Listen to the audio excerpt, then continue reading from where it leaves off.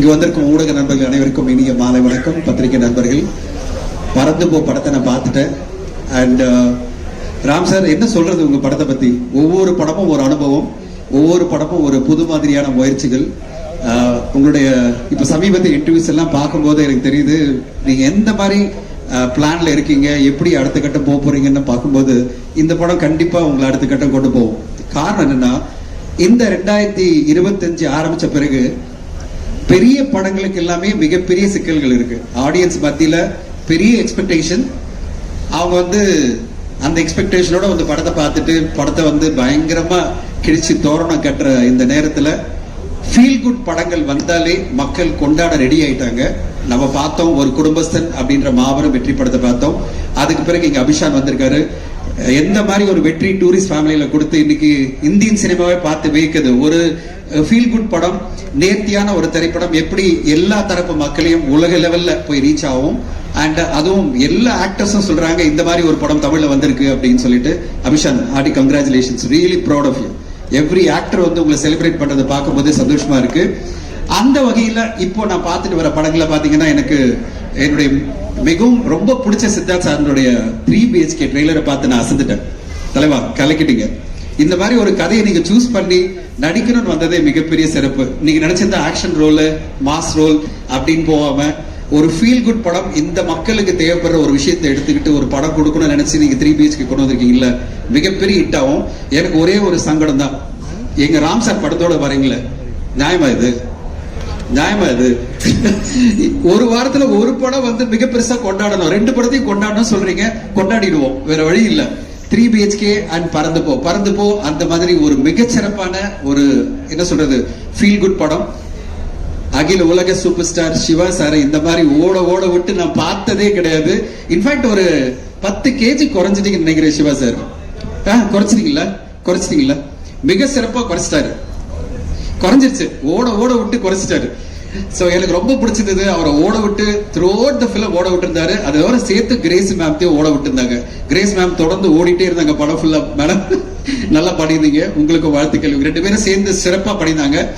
இங்க இவ்வளவு பேர் பாக்குறீங்களா, இவ்வளவு பெரிய சூரியகாந்தி பூவெல்லாம் எதுக்கு வச்சிருக்காங்க தெரியுமா உங்களுக்கு? ஒருத்தருக்காக, அவருடைய ட்ரிபியூட் அது. ராம் சார் படம்னாலே ஒருத்தர் கண்டிப்பா இருப்பாங்க, அது மேடம் அஞ்சலி.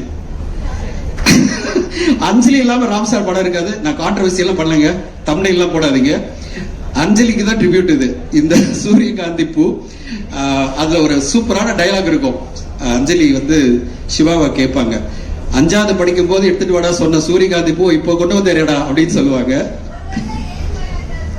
அதான் 5வது படிக்கும் போது கொடுக்க வேண்டிய சூரியகாந்தி இப்போ கொண்டு வந்து கொடுத்துட்டே சொல்லுவாங்க. அதுல ரொம்ப எனக்கு பிடிச்சது என்னன்னா, அவருடைய ஹஸ்பண்ட் நினைச்சவர் அழகா சொல்வார், எனக்கு புரியுது சார். சார் உங்க பேர் டக்குன்னு ஞாபகம் இல்ல, அஜுவர்கி சார். சூப்பர். ஒரு கணவன்னா எப்படி இருக்கணும், அதாவது தன் மனைவி சின்ன வயசு காதலனுக்கு கூட ஒரு சூரியகாந்தி பூ கொண்டு வந்து கொடுத்தாலும் பரவாயில்ல நீங்க கொடுங்க சார் அப்படி சொல்ற அந்த டயலாக் எனக்கு பயங்கர சிரிப்பா இருந்தது, பயங்கர எமோஷன். அண்ட் அஞ்சலி அவர் படத்துக்கு ஒரு லக்கி மாஸ்கட். இந்த படத்துல ஒரு கியூட்டான கேரக்டர், அதை நடிக்க வந்தது Anjali. Hats off to you. தெலுங்குல இவ்வளவு பெரிய ஹீரோயின் எடுத்துக்கிட்டு இந்த படத்துல நான் அந்த ரோலை பண்ணுவேன்னு சொல்லி அவ்வளவு அழகா அந்த கேரக்டருக்கு என்ஹான்ஸ் பண்ணி கொடுத்துருக்கீங்க. எனக்கு அந்த படத்துல பல விஷயங்கள் பிடிச்சிருந்தது. நான் சிவா சாருக்கு ஒன்னே சொன்னேன், அவரை ஒரு காமெடினா பார்த்திருக்கோம், அவர் ஸ்பூஃப் பண்ணி பார்த்திருக்கோம், பெர்ஃபார்ம் பண்ணி பார்த்திருக்கோமா இதுவரையும் பார்த்தது இல்ல. இந்த படத்துல நம்ம பார்க்க போறோம். சின்சியரா, சீரியஸா, மாபெரும் உழைப்பை கொடுத்து ஒரு அற்புதமான படைப்பா உங்களுக்கு வந்திருக்கு. ஒரு பிரேக் த்ரூ படம் சிவா, உங்களுக்கு கண்டிப்பா ஒரு பிரேக் த்ரூ படம். வாழ்த்துக்கள். இந்த படம் உங்களுக்கு ஒரு நல்ல ஆர்டிஸ்டா, இப்ப நான் சித்தார்த் சாரை பாராட்டி சொல்றேன்ல, அவர் பல படங்களை ப்ரூவ் பண்ணிட்டார், ஒரு சிறப்பான நடிகர் அப்படின்னு. நீங்க இந்த படம் மூலமா ஒரு பிரேக் த்ரூ உங்களுக்கு கண்டிப்பா கிடைக்கும். I am very very sure about it. Ram sir அந்த அளவு பிரமாதப்படுத்தி இருக்காரு. இந்த படத்துல ரொம்ப நாள் கழிச்சு நம்ம நிறைய பாடல்கள் பார்க்க போறோம். நிறைய பாடல்கள் பேக் டிராப்ல வந்துட்டே இருந்தது. மதன் கார்கி சார் எத்தனை 24 பாடல்கள் ஒரு படத்துல.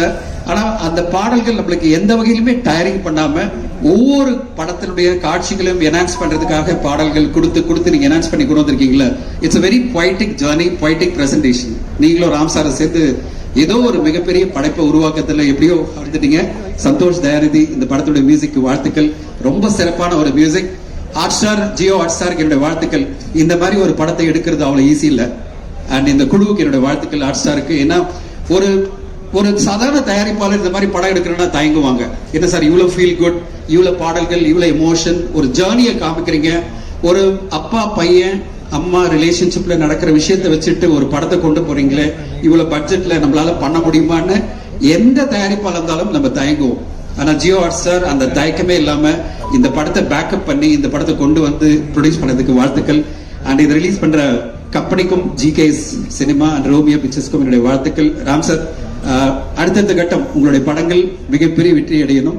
4th ஜூலை அன்னைக்கு இந்த படம் உலகெங்கும் கொண்டாடப்படணும். ஃபீல் குட் படம் மட்டும் இல்ல, எல்லா அப்பாக்களுக்கும் பிடிச்ச ஒரு படமா இருக்கும், எல்லா அம்மாக்களுக்கும் பிடிச்ச படமா இருக்கும், எல்லா குழந்தைகளுக்கும் பிடிச்ச படமா இருக்கும். ஏன்னா அந்த மாதிரி ஒரு அப்பாவா இருக்கணும், எல்லா அப்பாவும் ஆசைப்படுவாங்க, எல்லா குழந்தைகளும் ஆசைப்படுவாங்க. அவ்வளவு அருமையான ஒரு படைப்பு கண்டிப்பா நம்ம எல்லாம் செலிப்ரேட் பண்ண போறோம். இந்த 4th ஜூலை 2 முக்கியமான ஃபீல் குட் எமோஷனல் என்டர்டெய்னர்ஸ் நல்ல படங்கள் வருது. தமிழ் சினிமா இன்னைக்கு இந்த மாதிரி படங்களை கொண்டாடிட்டு வர இந்த சூழ்நிலையில இந்த 2 படங்களும் மாபெரும் வெற்றி அடையணும் என்னோட வாழ்த்துக்களை தெரிவிச்சுக்கிறேன். வாய்ப்பு கொடுத்ததுக்கு நன்றி. Thank you so much.